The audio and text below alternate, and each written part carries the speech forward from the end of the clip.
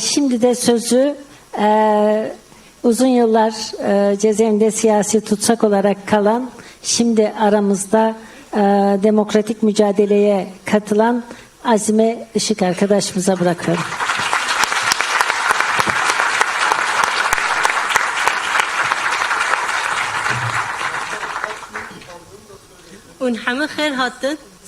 Hepiniz hoş geldiniz. Selamlar. Cezaevlerine toplumsal barışı cezaevleri rejimini değiştirmek aslında sürecin hepsini kapsayan bir başlık. Barış olduğunda aslında cezaevi ya da hapishane diye bir olgu olmaz. Çünkü toplumsal barışın olduğu yerde hapishaneye ihtiyaç olmaz. Biraz ne zaman ki baskıcı rejimler ortaya çıkmışsa hapishane gerçekliği en fazla orada hakim kılar ve bu rejim kendini sürdürür. Ben 26 yıl hapis yattım. 26 yıl sonra beraat ettim. Delil yetersizliğinden beraat ettim. 2019'da ahim kararı, delil yok. Dolayısıyla yeniden yargılayın temelinde bir karar sununca yeniden yargılanmam gerçekleşti.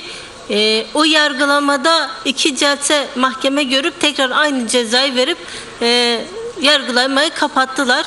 Daha sonra Anayasa Mahkemesi bu dönem Mayıs ayında ahim kararı gerçekleştirilmemiş, yerine getirilmemiş, yeniden yargılansın dediği için beraat ettim. Şimdi gerçek şu ki bu dosyanın içeriği başından itibaren aynıydı. Yani ben 99'da tutuklandığım süreçte de delil yoktu. Dosya aynıydı. Bugün de aynıdır. Yani ortaya yeni bir dosyada herhangi bir değişiklik olmadı ama neden 26 yıl sonra beraat ettim? Çünkü bu yıl bir süreç vardı, sürece denk geldi ve mahkeme heyeti siyasi yargılar ve siyasi bakış açısıyla değil, dosyayı hukuki esaslara göre inceleyerek karar verdi. Muhtemelen bu 1 yıl önce gelmiş olsaydı bu karar, ben yine şu an hapishanede olacaktım, tahliye olmayacaktım ya da beraat etmeyecektim. Yani benim durumumda da açığa çıkan bir durum, yani hukuk başından itibaren toplumun hak ve hukukunu, adaleti sağlamak yerine devleti korumak, devlet esasını ya da mevcut hükümetleri ya da rejimi korumaya dayalı kendini konumlandırmışsa orada hukuk aslında toplumsal barışa değil, daha çok baskıcı rejimlere hizmet ediyordur anlamına gelecek. Bugün hapishanede benim gibi suçsuz yere yatan birçok arkadaşım var. Yani mahkemede adil yargılanmamış ya da dosyasında herhangi deliller mevcut değil ama 30 yıldır ya da daha uzun süre ya da daha kısa süre yatan arkadaşlar var. Bugün 3000'den fazla mahkum var. Siyasi, sadece PKK dosyasından yargılanan 3000'den fazla siyasi tutsak var cezaevinde ki bu sayı son tahliyelerle biraz daha düştü. 2000'e yakın siyasi tutsak yakın süreçte tahliye oldu. O yüzden şu an 3000'in üzerinde tutsak var. Yani dolayısıyla da önümüzdeki süreçte toplumsal barıştan söz edeceksek ya da toplumsal dönüşümün hapishanelere ya da cezaevlerine yansımasından bahsedeceksek en başından hukukun adalet kıstasını esas alması, adalet kıstasından da kastettiği devleti ya da rejimi değil, aslında hak ve hukuku ya da hukuk esaslarının benimsemesi olması gerektiğini söyleyebilirim. Son 10 yılda Türkiye'de gerçekleşen bir diğer olgu da Türkiye'de birçok kampüs hapishanesi açıldı. Bu kampüs hapishaneleri şehir içinde hapishane şehirleri kuruldu aslında. Şimdi 3-4 tane hapishanenin etrafında lojmanlar kuruluyor, tabur kuruluyor, bir hastane kuruluyor, onun dışında fırın kuruluyor, banka kuruluyor vesaire ve şehrin içinde bir duvarlar ve tel örgülerin içerisinde yeni bir şehir icat ediliyor da inşa ediliyor. Burada toplumun aslında hakim olduğu, demokrasinin hakim olduğu hiçbir toplum herhalde yani bu hapishane nasıl bir şehir ya da şehrin içerisinde hapishane şehri olur mu diye sorgulamadan geçemez. Ama bunun mevcut son 10 yılda gerçekleşen şiddet, baskıcı rejim ya da antidemokratik uygulamalarla baktığımızda tam tersi bugün mevcut rejim bu hapishaneleri ya da kampüs hapishaneleri ya da şehir hapishanelerini aslında bir sanat eseri, yani icra, hizmet olarak sunuyor ve bunu da sorgulayan hiç kimse ortaya çıkmıyor. Aslında bu uygulama neyin kanıtıdır? Geçmişte toplama kampları vardı ya da ötekileştiren toplumların hapsedildiği, sürüldüğü gettolar vardı. Bugün Türkiye'de gettolar yok ya da toplama kampı yok ama şehir hapishaneleri var ve şehir hapishaneleri de aslında aynı işlevi görüyor. Yani benim mesela tutuklandığım dönemlerde de işkence vardı. Önceki süreçlerde de vardı. Yani şiddetin, baskının olduğu her dönemde işkence olmuştur. Ancak hapishane koşullarının dönemin toplumsal yapısına, dönemin siyasi yapısına göre koşulları farklılaşabiliyor. Son 10 yılda aşırı derecede tecrit uygulanmaya başladı. Tecrit gittikçe ağır şekilde ilerlemeye başladı. Mesela önceki süreçlerde toplu koğuşlarda kalabiliyorduk. O toplu koğuşların içerisinde belli aktiviteler vardı. Tutsakların birlikte gerçekleştirdikleri. Bu belli bir sosyalleşme ya da ilişki zeminini oluşturabiliyordu. Ya da bugünkü başlıkla dersek belki ne kadar gerçekçi olabilir hapishanede bilmiyorum ama bir toplumsallaşma zemini sunabiliyordu. İdareyle, personelle bir ilişki, bir diyalog mevcuttu. Ama bugün bu yok. Bugün mutlak tecrit var. Her yerde kameralar var. Personelle konuşulamıyor. İdareyle hiçbir ilişki yok. Mahkumun, tutsağın hiçbir hakkı yok. Talep kabul edilmiyor. Böylesi bir tecrit söz konusu. Şeyi belirtebilirim. Yani tecrit Türkiye'de ilk dönemlerde aslında İmralı Adası ile gerçekleştirildi. Sayın Abdullah Öcalan Türkiye'ye getirildikten sonra, esir alındıktan sonra İmralı Adası'na tek başına esir tutuldu ve orada kişiye özel bir ada hapishanesi icat edildi. O kişiye özel ada hapishanesinde yüksek güvenlikli politikalar uygulandı ve bu çok fazla sorgulanmadı. Meşru olarak görüldü. Çünkü orada tırnak içinde işte terörist başı ya da bilmem şey vardı ve bu sorgulanmadı, tartışılmadı. Daha sonraki süreçte yüksek güvenlikli hapishaneler bugün aslında bütün birçok cezaevine yayıldı, hapishaneye yayıldı. Temel bir uygulama haline dönüştü. Mesela o dönem işte avukat görüşü yok, aile görüşü yok, mektuplar verilmiyor, tek başına tutuluyor, televizyonu bile yok, sadece bir kanal radyo var ve bunlar güvenlik nedeniyle meşrulaştırılmamış olsaydı bugün kuyu tüpü denilen yüksek güvenlikli tek kişilik hapishaneler olmayacaktı. Önce tek başına tutuldu yıllarca. Yani 20 yıldan fazla, 27 yıldır tek başına bir adada tutuldu. Son 1-2 yıldır yanında arkadaşlar var. 10 yıldır arkadaşlar yanına gitti. Haftada 1 saat görüş hakkı tanınıyor. Sohbet hakkı tanınıyordu o yanına giden arkadaşlarla. Bunun ötesinde yine olağanüstü bir güvenlik sistemi uygulanıyor. Olağanüstü bir tecrit uygulanıyor. Aynı sistem bugün yüksek güvenlikli hapishanelerin hepsinde uygulanmaya başladı. Aynı sistem bugün Türkiye'nin genelinde başladı. İlk önce aslında Kürtlere uygulanan tecrit bugün demokratik bütün yapılara, sosyalistlere, CHP'ye, herkese yayılır hale geldi. Yani bugün tecrit başından beri aslında sorgulanmadan ya da o demokratik bir uygulamadır ya da uygulama değildir. Bunun zeminleri, bunun hukuku tartışılmadığı zaman birilerine işte teröristtir, buna meşrudur, diğerine belki bize gelmez dediğimiz zaman bugün herkes terörist ilan edildi ve herkes de aslında aynı muameleye Türkiye'de maruz kalır hale geldi. O açıdan aslında hapishanelerin durumu başından da belirttiğim gibi hapishanede yaşanan gerçeklik bugün toplumun hepsinde yaşanır hale geldi. Yani hapishaneler mevcut hükümetlerin ya da rejimlerin aynasıdır aslında, onu belirtebiliriz. Yani son dönem açısından, hapishaneler açısından bir diğer noktada ben biraz uzadığı için kısa tutmaya çalışıyorum, yapmaya çalışıyorum ama belirtmek istediğim diğer bir olgu da demin hapishaneler toplama kampıdır demiştim. Kürtlerin çoğunluğu şu anda hapishanelerde. Ben dışarı çıktıktan sonra doğup büyüdüğüm şehre gittim ya da diğer bulunduğum yani en azından şehirleri gezmeye başladım ve şunu fark ettim ki yani Kürtlerin %90'ı şu an hapishanede. Adli tutukların yani çoğunluğu, ezici çoğunluğu Kürt. Siyasi tutsakların ezici çoğunluğu Kürt. Yani dolayısıyla baktığında belki Kürtler yani toplama kampına götürülmedi, gettolara konulmadı ama Kürtler Türkiye'nin ötekisi olarak şu an hapishanelerde. En çok da bu dönem mesela çocuk tutsaklar çok fazla.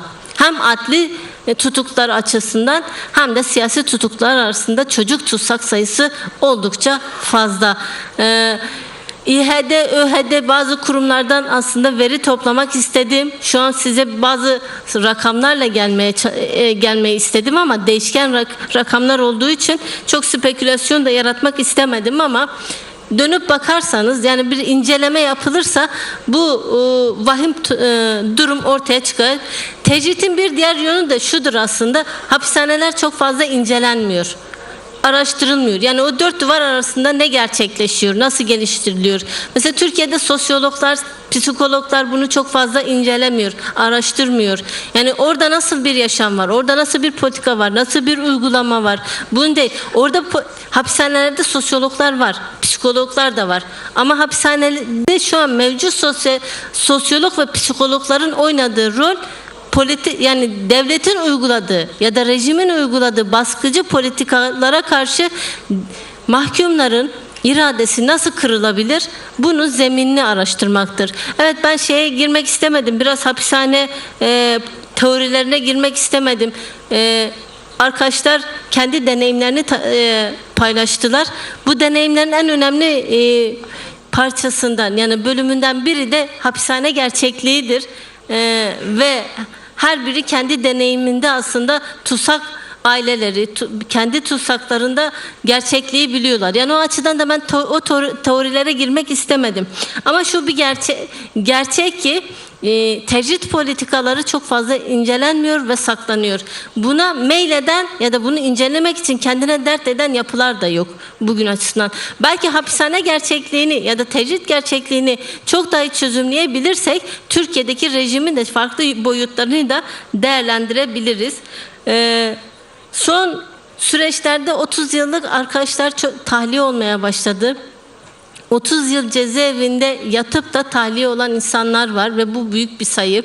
2000'e yakın insandan bahsediyoruz. Bunun süreçle bağlantısı yok.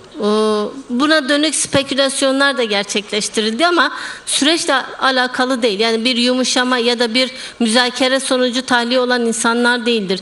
Türkiye'de kendi yasasına göre siyasi tutsaklar 4'te 3 yatıyor. Dolayısıyla da normal müebbet, ağırlaştırılmış müebbetin dışında normal müebbet alan insanın yatarı 36'dan 30 yıla iniyor.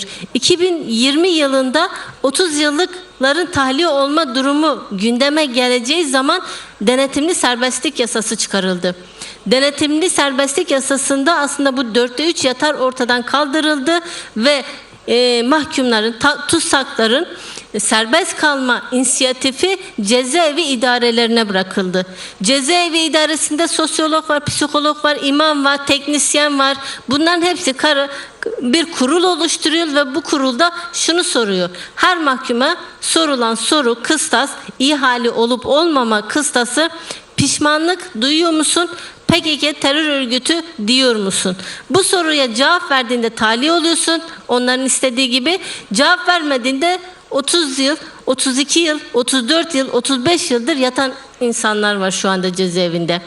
İyi halli olup olmamanın kıstası budur. Buna göre bir muamele uygulanıyor. 30 yıl az bir süre değil. Bir ömürdür. Ve 30 yıl hapishanede geçirmek yani aslında büyük bir direniş geleneği de yaratıyor. Bizim tarihimiz açısından da değerlendirdiğinde bilmiyorum. Yani en azından incelediğim kadarıyla bu kadar uzun süre yatan ve bu kadar kitlesel tutsak sayısı yok sanırım diğer deneyimlerde. Yani varsa da ben en azından hakim değilim arkadaşlar, özür dilerim.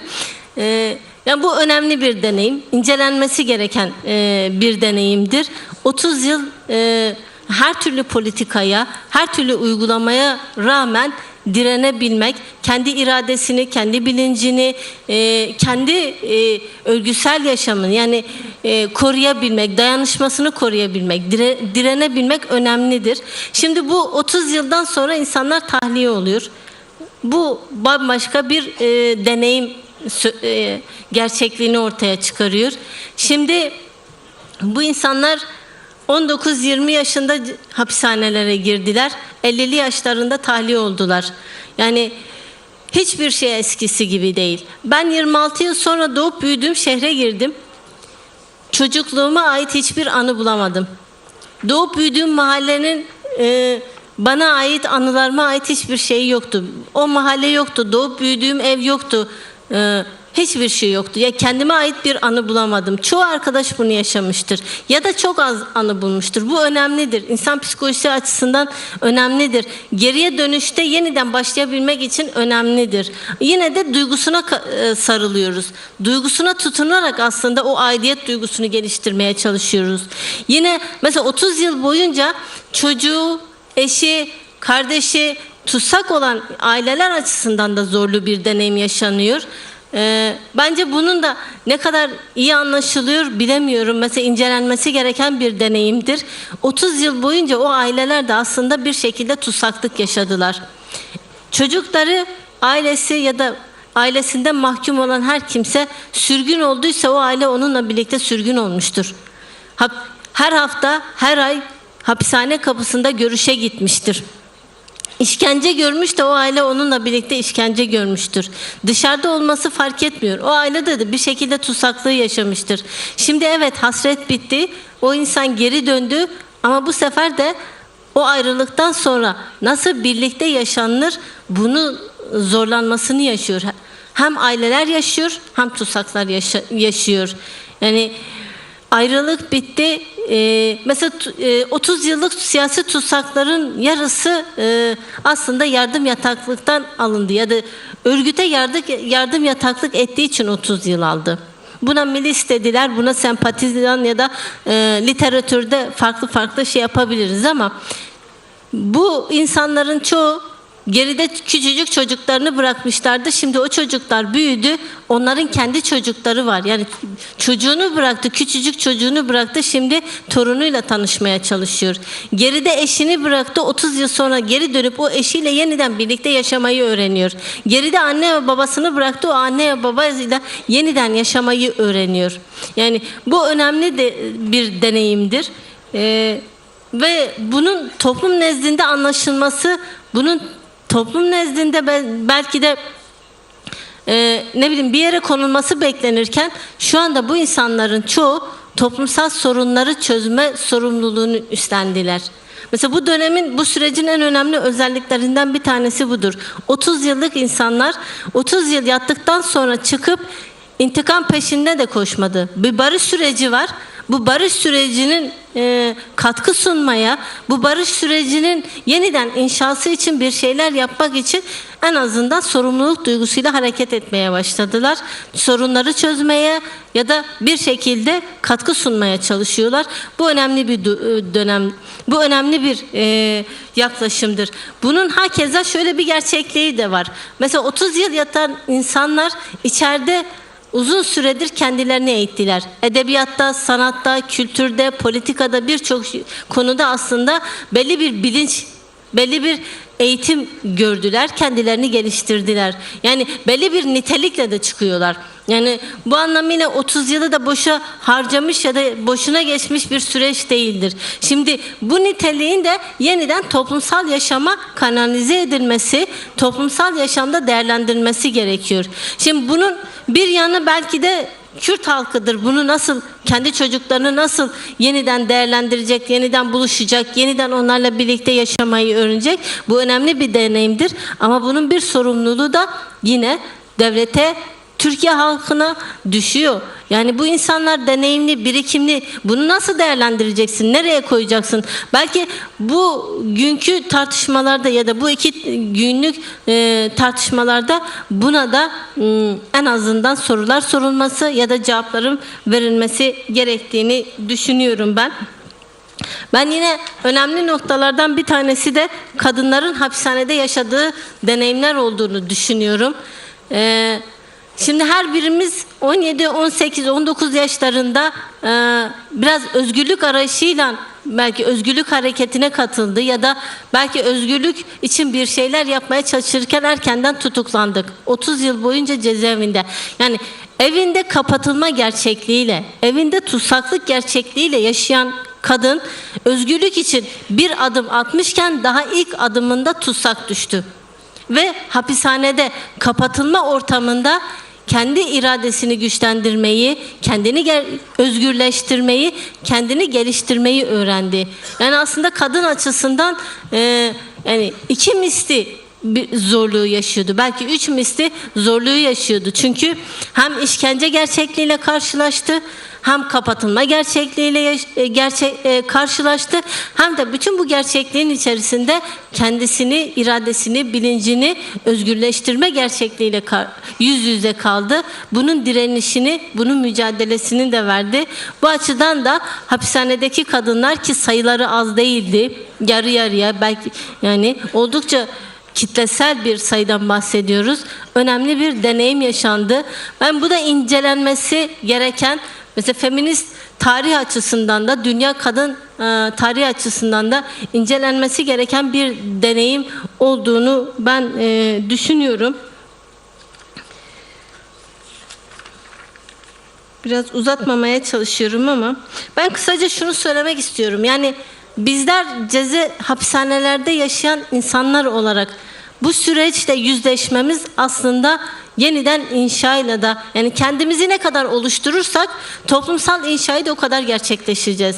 Kendimizle yüzleştiğimiz, yani yeniden buluşma, yeniden başlama temelli yaptığımız bütün yüzleşmeler aslında toplumu yeniden inşa mücadelesi de olacak. Yani bizler açısından da bu önemli bir süreçtir. Ben bir diğer noktada şunu belirtmek istiyorum. Yani önümüzdeki süreç açısından tecridin gerçekten incelenmesi gerekiyor. Hapishane kampüslerinin, özellikle de yüksek güvenlikli hapishanelerin bir an önce kapatılmasına dönük en azından politikaların gelişmesi gerekiyor. Tek kişilik hücrelerde güneşten bile mahrum, doğadan kopuk, yaşamdan kopuk, yıllarca insanları yaşamaya mahkum etmek çok ağır bir işkencedir. Fiziki işkenceden daha ağır bir işkencedir. Yavaş yavaş ölüme terk etmektir. Yüksek güvenlikli cezaevlerinin havalandırmasının üstünden bile sensörler vardır. Oradan uçan kuşlar bile sensörlere takılıp ölüyorlar ve havalandırmanın yani sabah uyandığınızda birçok kuş ölüsüyle karşılaşıyorsunuz. Bu gerçeklik bile insan psikolojisi açısından önemli veriler sunuyor. Yani bunun nasıl bir işkence olduğunu göstergesi diye düşünüyorum. O açıdan F tipi hapishaneler, yüksek güvenlikli hapishaneler, ağır tecrit uygulanan hapishanelerin derhal kapatılması gerekiyor. Siyasi tutsaklar, bütün siyasi tutsakların serbest bırakılması gerektiğini düşünüyorum. Toplumsal barış açısından özgürlük yasalarının çıkarılması gerektiğini düşünüyorum. En azından bu geçiş süreci açısından bunu belirtebiliyorum. Yine ben bütün hapishaneler açısından şeyi belirtebilirim. Demin belirttim. Kürtler hapishanelerde ezici bir çoğunluk ve hapishanelerde demokrat, sosyalist, muhalif her kesimden insan var. Her birinin yaşadığı farklı işkenceler, baskılar, zulüm var. Bu ayrı, bunu kıyaslamıyorum. Ama şunu belirtmek istiyorum. Kürtlere yönelik bir düşman hukuku var söz konusu. Bu sürekleşen, belki diğerleri için dönem dönem uygulanırken Kürtlere dönük süreklileşen bir düşman hukuku var. Kürdün öldürülmesi meşrudur. Kürde işkence meşrudur. Buna benzer bu süreklileşen bir politikadır. Bunun kaldırılması gerekiyor. Kürde dönük düşman hukukunun kaldırılması, Kürde yeniden birlikte yaşama yasalarının, özgürlük yasalarının geliştirilmesi gerekiyor. Ve bu süreç içerisinde peyderpey tahliye olmuş ya da tahliye olacak bütün hapishanedeki tutsakların yaşama deneyimlerine ve yeteneklerine göre yeniden kanalize edilmesi gerektiğini düşünüyorum. Kısa uzatmadan bu kadar belirteceğim. Hepinizi tekrardan selamlıyorum arkadaşlar.